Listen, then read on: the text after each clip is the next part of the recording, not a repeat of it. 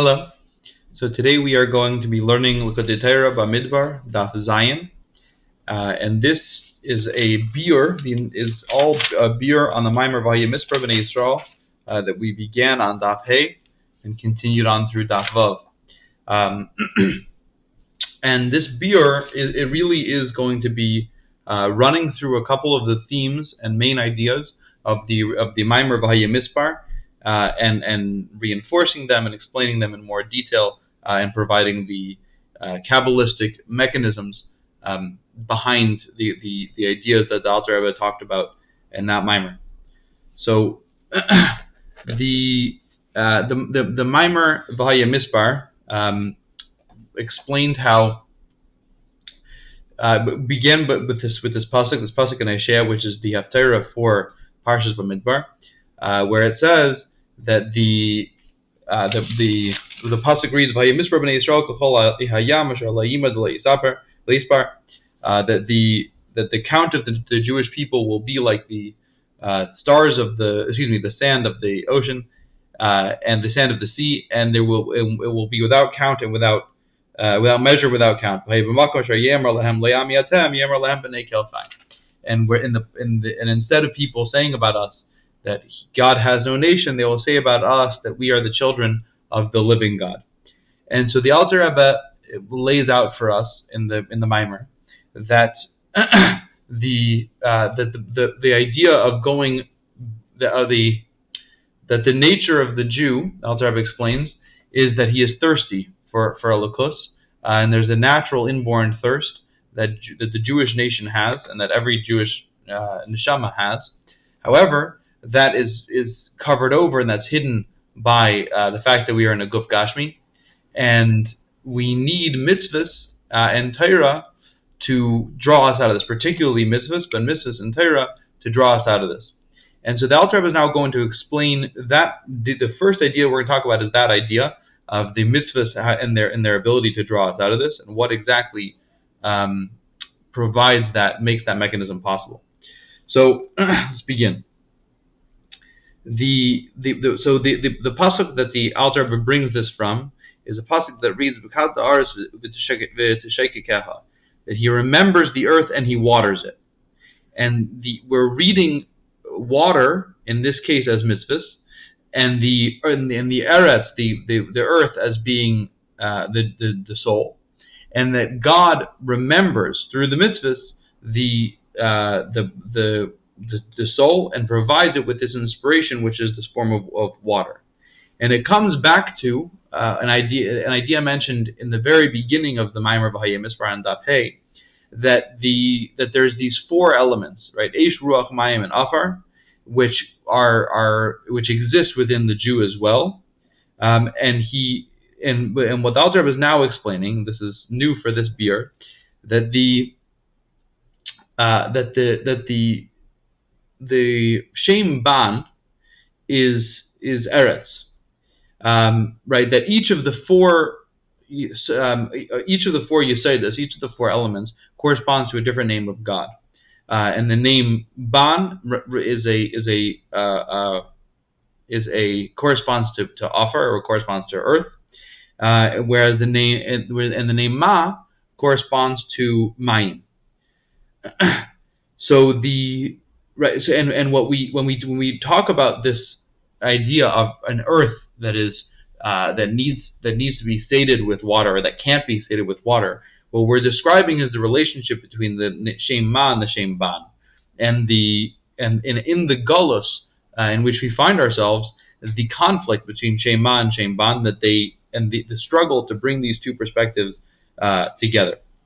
So we know that the job of the Shem Ma is to be mevarer Ban, is to refine Ban, because the Shem Ma is a reference to Chachma, and so Chachma's job is to Chachma's job is to refine.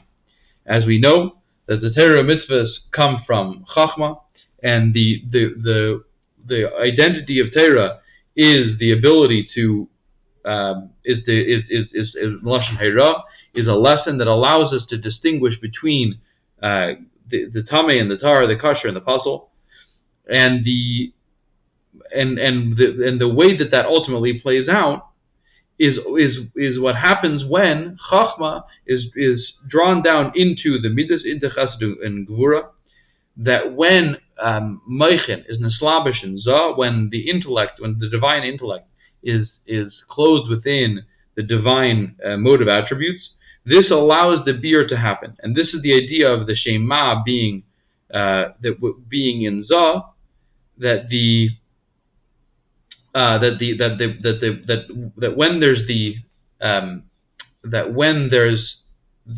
when chachma is neslabish and za, it serves as this idea of kayach ma, and it refines za. And so this is the to kind of sum up, the ideal structure is that the shema is there to provide biur. The shema is there to provide refinement of the world.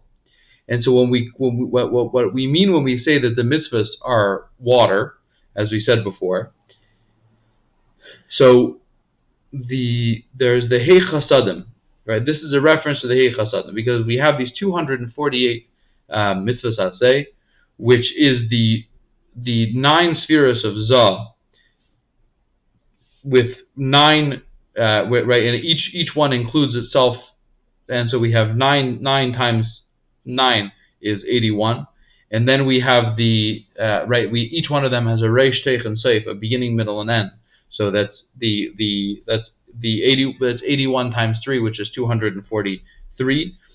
And when we say 248, we're including the 5 chasadim, the hey chasadim that are drawn down through the mitzvahs.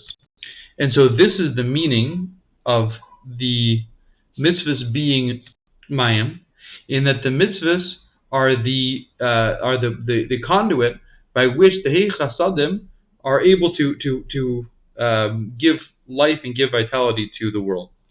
Now, when we say that the Torah comes from chachma, in its source, the Torah is actually from Keser. That the Taryag mitzvahs plus the 7 mitzvahs midrabanan equal tarach, equal to the 620, which is the letters of Keser, and this is the tarach amude'ar, the 620 pillars of light, and Keser is Raiva the Raiva, and this is Keser is the Eibusher's Ratzon. So to sum, the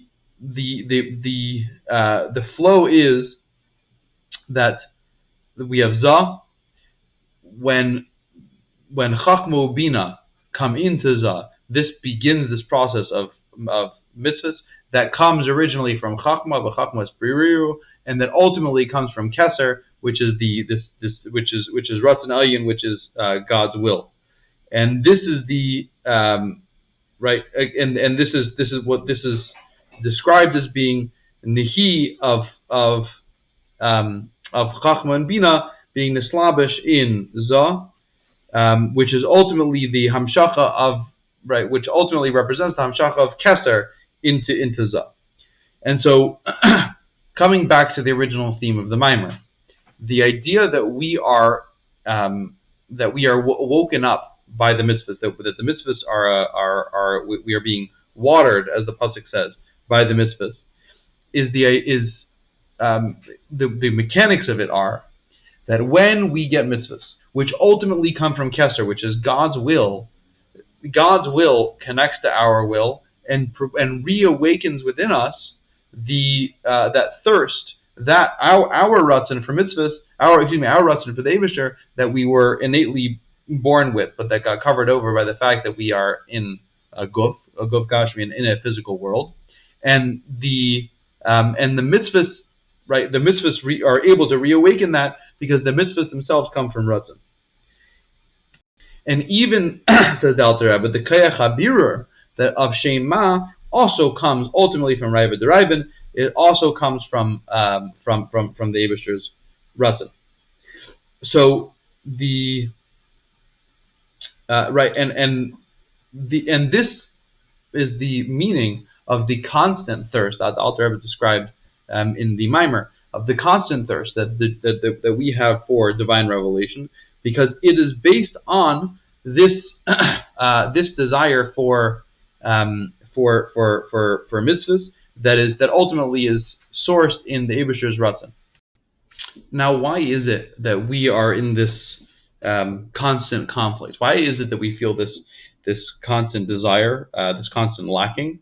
So this is reflective of the fact that the Knesset Yisrael and the source of Neshamas Yisrael are from Malchus of Atzilus, and that Malchus of Atzilus, as it is descending and ascending into Bia and out of Bia, it produces this weakening and strengthening that is felt by the Neshamas Yisrael, and this is the right. So when it is diminishing, it is being concealed. It's hiding within Bia, just like the moon has the time of towards the end of the month where the light diminishes, and then at Reish Chodesh it begins its cycle anew, and the light increases until the middle of the month, and so too this happens with Malchus. And this is why we say right, that we are trying to influence this aliyah, that we are trying to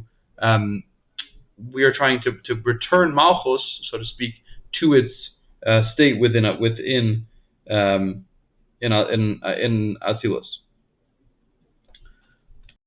However, the nature of this Yerida, right, is such that the way the Yerida works is that it's causing a birur, or that it's meant for birur.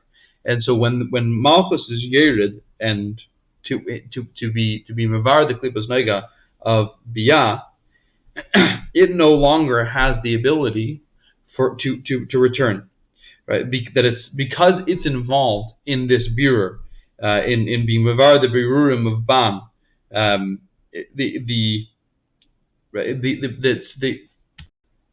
it's in this reality of not having finished the birurim completely. Therefore, it needs help, and it needs a kayach mamayla from Shem Ma, which is what allows the Malchus to return. And so this is this then is the relationship, and so now we can understand why we, the Jewish people, require that same level of inspiration, right? That we also need this halas man. We also need this Shus Leila in order to have our own Shus Lasata. We need the mitzvahs to inspire us to be able to rise back up, because we are reflecting Malchus, which is in this same challenge of being involved in birur, and because of its involvement in birur, not being able to raise itself back up without this hamshach of Shem Ma. Now, the practical sense of this is that the human beings eat physical food, and even though the job of a person is to be mevar the food, nevertheless our birur is not complete. The refinement of our food is not complete, and therefore every human being, every Jew, is left with some degree of the tumah of klipas nega. And therefore, when we are eating this physical food, it by definition brings us down. It by definition pulls us downwards. And says Alter Rebbe, even a tzaddik that is eating and drinking only for the sake of the Eibusher is still being somewhat involved in klipas nega. And he gives a very, very interesting example, a very interesting proof to this. He says that Moshe, right, that Moshe, who was the highest tzaddik that there could be, who knew how to eat food with all the kavanas and all the yechudim that would allow him to eat this food as much as possible from a purely spiritual perspective, to the point that it says that that they ate a meal of Elokim, and the meaning of this, the translation of this pasuk is that they're eating this food in front of Moshe, because eating in front of Moshe was as though you were eating in front of God.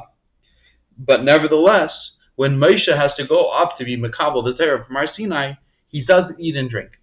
In other words, even Moshe, who understood how to eat and drink better than any human being in history, even Moshe, when he wanted to receive the Torah, couldn't be engaged in this level of eating, because even the eating brought him down. And what we're excluding here is not just regular water and regular bread and regular food, of which we are familiar, but remember that Moshe had access to man. That man is what the Malachi Asharis, man is what the Malachi Asharis consume, but even that Moshe didn't eat. Now, why is it, right? Why couldn't he eat man? Because Hagam, that man, comes from this tremendously high source.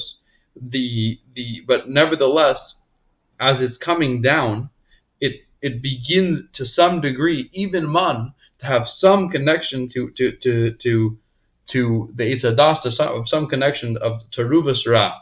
And therefore, when Moshe is trying to accept the Torah, Moshe has to be completely without any degree of Klibas Nega, even the Klibas Nega to whatever minute level, unimaginably minute level there could be, that was found in the man. And Moshe is the ultimate receptacle for this, because Moshe is the epitome of the Shem Ma, as he says, V'nachnu Ma. Right? Moshe's whole identity is this level of Ma, and therefore Moshe is able to was able to be at this level of not eating and not drinking.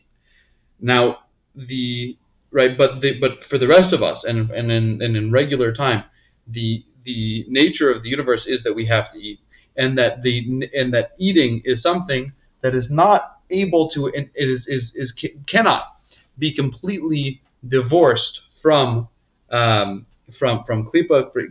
and cannot be divorced from evil. And so, coming back to the original theme, which was that when you're involved in biur, there is going to be some degree to which you are stuck within the biur. We now come to a very clear understanding of this, that for a human being to be on earth eating food, no matter how high that human being is, he is going to be trapped in the world of biur, and so the final aliyah is not going to be possible alone. And coming back to the Yeridas HaMalchus, that the Yeridas HaMalchus goes down into Biyah, and it's going down to Biyah for a purpose. It's going down to Biyah to mevar the klibas nega. But because it is within Biyah, it's not able to enact a full, a complete refinement, and its act of biur holds Malchus back from being able to ascend, and therefore it needs this help it needs the Asur D'Leila to return. And this is why we say that the Eretz is Leisava Mayim, that the earth is never sated with water, because the earth by definition cannot be sated. Because it's earth, it's not capable of ascending, and it needs the because the Tzedakah, it needs this divine inspiration that is beyond itself. And through this, well, one of the main ideas of the Maimer was the idea of the Peleg Elokim, this river of God, which is Malei Mayim, which is full of water. That through this act of the Peleg Elokim, this allows an aliyah, right? Through kind of breaking the rules of the Tachtain, this is what allows the aliyah to ultimately happen. And so too it is with a person, that a person is eretz leisava mayim, that a person is never satisfied of, was never sated of water, never satisfied of water. Meaning that the person is constantly yearning for these for mitzvahs, and particularly for the ratzon that the mitzvahs provide. That when a human being is painfully, acutely aware of the fact that even if he were to daven the whole day, he is trapped within a physical body, and therefore ultimately at some point he's going to have to drink, he's going to have to eat, he's going to have to be involved in Gashmias. And therefore we understand that part of our existence, an essential part of our existence, is this constant refresher of mitzvahs that provide us with this inspiration to be able to continue our thirst and continue our ratzon for Elokus. Now, again, coming back to the original pasuk, the original pasuk was described in the Messianic era, and the Alter Rebbe is going to reassert that we are still only talking about Zman HaGalus, that in our current state, where we are living in a reality of Miyat HaYerech, where we're living in the reality of the moon decreasing. We're living in the reality of Malchus being in this trap state. In that reality, we need this constant refresher. But when Mashiach comes, the Ar HaLavana Ka'arachama, which Kabbalistically means that Zachar and Nekeva become, the feminine and the masculine become asserted as equals, because both the feminine and the masculine, meaning the emotions and the intellect, or Malchus and Zah, are both receiving from Chachma equally. And this is the Messianic era. This is the time of Mashiach, that Chachma is going to be in the skala to both Zachar and Nekeva in the same way. And what does this mean? Right, within the context of our Maimer, this means that Shem Ban, which is Malchus of Atzilus, which is the divine speech, right? Because the speech and kingship are inherently, intrinsically linked, in that a king communicates with his subjects through his own vehicle of speech, and so too it is with Malchus. Malchus is the Ibishter's Dibur, and the source of Dibur is Chachma. But the nature of reality is that, and the nature particularly of this Galus reality, is that Chachma only comes as a ha'ara, only comes as a glimmer within Dibur, right? And so what is actually revealed in the world of Biyah is only this contracted glimmer of the revelations coming from Chachma, and this is the Miyat HaYerech. This is the moon being diminished, right? This is the nature of reality. But when Mashiach comes, at which point they will both be equal, which means that the source of speech, which is Malchus of Atzilus, is going to rise up to be directly connected to Chachma. It's going to change the dynamic. So when, right, as we live in Galus, the nature of Malchus is that it takes the form of expressed Dibur. And when Dibur is expressed, it's going to limit and cut back on the intensity and the primary themes and true emotions that were trying to be expressed. When Mashiach comes, the Eibishter's Dibur, the Malchus of Atzilus, is going to be able to be expressed exactly and precisely as it is in Chachma. And this and the model for this is something that we've already seen before in Moshe Rabbeinu, because it says that Moshe Rabbeinu has this speech impediment, that and the way it's explained in Chassidus is that Moshe was directly connected to Malchus to Chachma of Atzilus, and this direct connection overwhelmed his quality of speech but not that it overwhelmed him to make him dumb, but it overwhelmed him to make him mute, but it overwhelmed him so that speech wasn't necessary, that his Koyach HaDibur was lifted up and was totally within the world of Chachma Vatzilus, and therefore speech was challenging to him.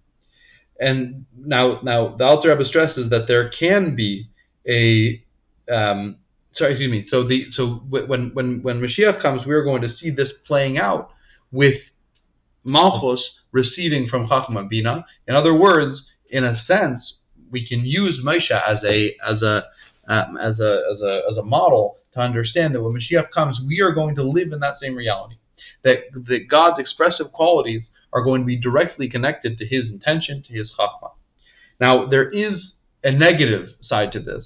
There is a time that Chachma Bina, that Malchus is receiving from Chachma Bina in a way that makes Malchus silent, and this is what happens. This is what happens during the Churban Beis Hamikdash, which is called a time when there's muteness, when a time that there's silence. But this is a silence in which Dibur is not capable of receiving from Malchus. And the reference here is the sheep standing in front of the shearer that become silent. But so there is the negative version where Malchus is shut off. But in that moment, what's happening is that Malchus is disconnected from Chachma. Excuse me. But Moshe was precisely the opposite. In Moshe's reality, Malchus was directly connected to Chachma Bina, and the intensity of Chachma Bina is what caused Moshe to transcend speech. Now we have a quite long segrayim, a quite long parentheses on Daf Zayin Amud Gimel. So I'm going to kind of summarize the primary themes of this. Where the Alter Rebbe is in this parentheses, he's offering two ways of Kabbalistically understanding further this idea of Moshe and this idea of the Eliyas HaMalchus.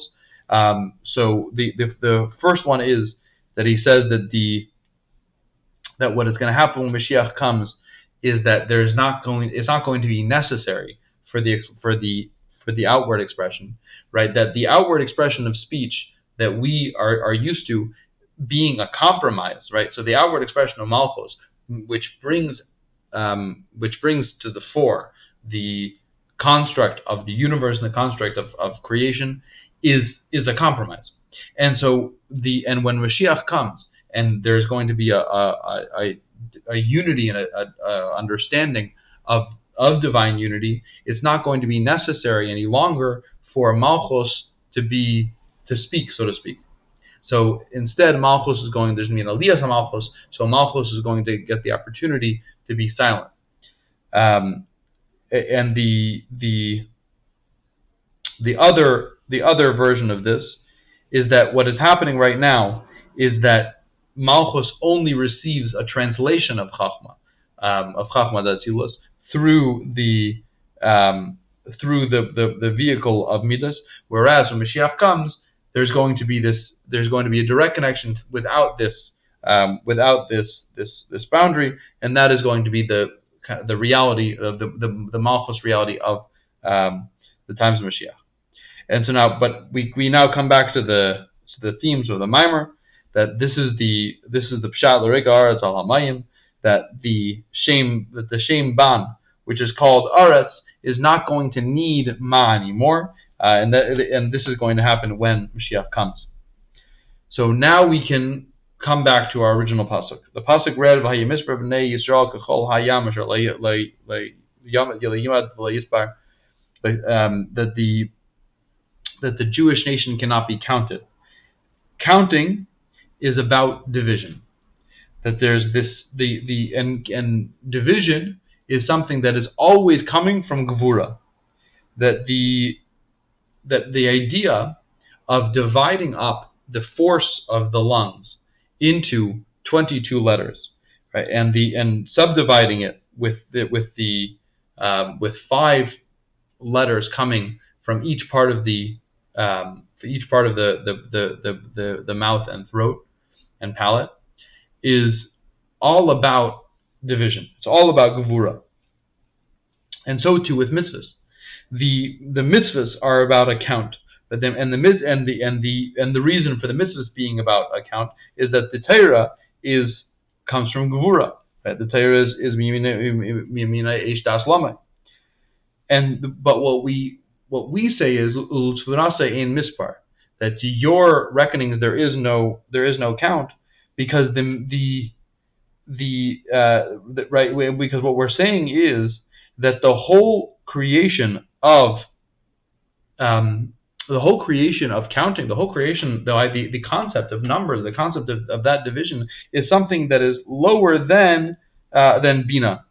But right, to your Bina there is no count. And so he explains this Kabbalistically, that underneath the chazad Zah, the chest of Zah, which is the spheres of Zah as they are themselves, meaning not as they receive nor as they express, but as they are themselves. At that level, at chazad Zah, chesed and gvura are hidden, and the chasdim are then divided into three kavim, into three tracks, and this is where the idea of counting comes. And what Malchus then receives is from Chazad Zah, is from Chazad Zah and lower, right? Is from this reality of subdivision. But to your Bina, meaning to the place where Chesed and Gvura are still within Bina, there is Ein Mispar. There all the Hechsadim with their three kavim, right? With all the divisions that are going to happen in Zah, which we mentioned before, the Reish Teich and Seif that produces the 248 mitzvahs of the Torah, that all happens in Zah. But as it is in Bina, as Chesed and Gvura are in Bina, it's all one reality. It's all one idea. And so what happens in the Eibishter's Tfunasei, what happens in Bina is that there is no count, because it's all within this state of Achdus, it's all within this state of Iskalos, and this bittul to our insight. And this is the idea of Sasim that is higher than Galia, right? This is the hiddenness that is higher than revelation, because in this context, revelation is subdivision, and subdivision is Gevura, whereas the concealment is all about the unity, is all about the oneness. And the Sasim at a Kabbalistic level, the Sasim is a revelation of Atik. Because there are reality, and the way it works is this. In our current reality, Malchus, which is God's speech, is Mekabel from Zah, and particularly from the Chaza Ulamata, from this lower state. And so at which point Malchus begins to be created. And this produces the countable Jew. This produces the Mispar B'nai Yisrael. Right, because this is where counting begins. But when Mashiach comes, and there will be an aliyah of Malchus, wherein Dibur is going to be Mekabel from Chachma Bina itself. So what's going to happen is that Malchus is going to get the opportunity to live and to be immersed in this reality of Na'sa Ein Mispar. It's going to be in this reality of Bina, where there is no subdivision, and that's why the pasuk says that I see the count of the Jews being without measure and without number, because when Mashiach comes, we are going to be living in this reality of Chachma Bina, and the Alma de Eskalia of now is in a state of Mispar, but when Mashiach comes, the level of Sasim, the level of Alma de Eskasia will be the reality at which there is Ein Mispar, which there is no count. And the way that this happens, the way that we bring this about, as was explained in the Pnim of the Maimer, is through tshuva, because when we interact with tshuva, where when we do tshuva, we are reaching to that level of ein mispar. We are reaching to the level where we say that I may have broken an individual mitzvah within an individual time, an individual space, but the real, true reality is that ein mispar. That from God's perspective, everything is one, and if I can reach that perspective, then my avera no longer is an avera. And this is This is why we say b'makom, right? That in the pasuk it says "V'hay b'makom asher ye'amar lahem," that where they used to say about the Jewish people, that they are not His nation. Ye'amar lahem b'ni kelchai, that they say about them that they are the sons of the living God, meaning that in that exact place, in that exact context, where we used to be able to where our flaws used to be highlighted because the mispar was highlighted, now that now the reality, now I appreciate from that perspective that they are the sons of the living God. And this is the same thing that happens in Yom Kippur. In Yom Kippur we also rise to this place of ein mispar, and this is why we say V'yemahu yihya, on that day it will be. We say Yudke. So what the Alter Rebbe explains is that in this case the second Yudke is Vavke acting in a Yudke manner. That the Vavke, which is Zun, in the times of Mashiach will be like a Yudke, because it's going to be the first Yud and the first Hey are Chachma and Bina. The Vav is Za, and the last Hey is Malchus. And so in Galus we see this as a Yudke Vavke, but when Mashiach comes it's going to be Yihya. It's going to be Yudke. That we're going to be able to see how the Malchus and Za actually can communicate and can interact and can connect with Chachma and Bina. And this is the meaning of the idea that when Mashiach comes, we are going to, the Alma de Escalia is going to rise up to this place of Alma de Escasia, because the Zun of the which is the Midas and Dibur is going to rise up to the level of Chachma Bina. And the pasuk in the Haftarah ends off, or the next pasuk reads, "V'nikabzu b'nei Yehuda b'nei Yisrael Yasav," that the sons of Yehuda and the sons of Yisrael will be gathered together. And this is a reference to Yehuda Tata and Yehuda Ilah, because Yehuda is Malchus and Yisrael is Za from the Chaza Ulamaila, right? Not the Chaza Ulamasa that we talked about before, which is this lower perspective, the Chaza Ulamaila, right? So there's these meaning the Za as it interacts with Chachma Bina. And so when Mashiach comes, what we're told is that both Yehuda and Yisrael are going to be welcome, are going to be gathered together and brought out of Galus, because when Mashiach comes, the sphere of Malchus is also going to be in that same Madrega where we see Yehuda and Yisrael, we see Za and Malchus as being both interacting with Chachma.